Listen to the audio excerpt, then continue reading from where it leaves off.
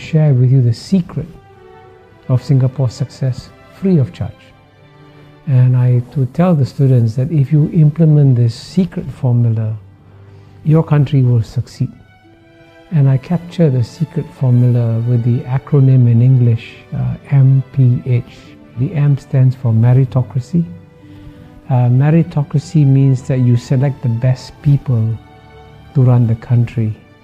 And what brings many countries down, especially in the third world, is that when it comes to selecting the finance minister or the economics minister, they will give their jobs to their brothers, their cousins, their uncles, their relatives, and not to the best people.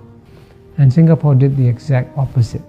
In Singapore, the jobs were given to the best people. And in the case of the Prime Minister, Mr. Lee Kuan Yew, Mr. Lee Hsien Loong, when he went to study in Cambridge University, he was the top student in the class, if not in the university. In fact, his professors were so impressed, they said, you should become a mathematician because you'll become a world-class mathematician. Then he went to study in another great university, the Harvard Kennedy School. And in that university, he's one of the few students to get an article published in a Tier 1 economics journal.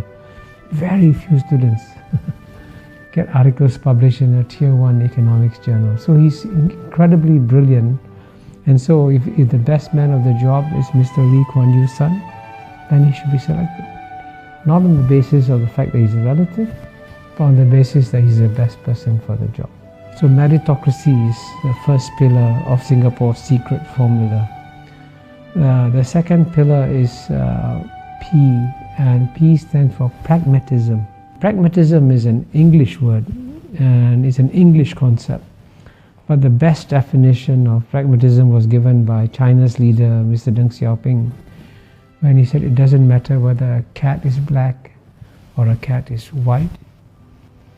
If the cat catches mice, it is a good cat.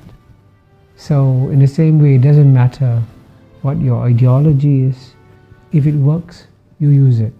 So Singapore was very pragmatic. So it would take some policies that are capitalist and some policies that are socialist, and it would mix them up. And that's what pragmatism is about. You're not bound by any ideology. But the third pillar, the H, is of course the hardest to achieve, because H stands for honesty. And indeed, what has brought most third world countries down and what has led to their failures in development has been corruption. And so Mr. Lee Kuan Yew, after he became Prime Minister, made it a point to punish not the junior people, but the very senior people. So when a deputy minister went on holiday with his friend, a businessman, when he came back, he was arrested. And so he said, why am I being arrested? He says, you went on a holiday with the businessman, he paid all your expenses, that's corruption. You go to jail. So when a deputy minister is sent to jail, then everybody says, oops, I got to be careful, I can also go to jail. So that honesty factor is one critical reason why Singapore has been exceptionally successful.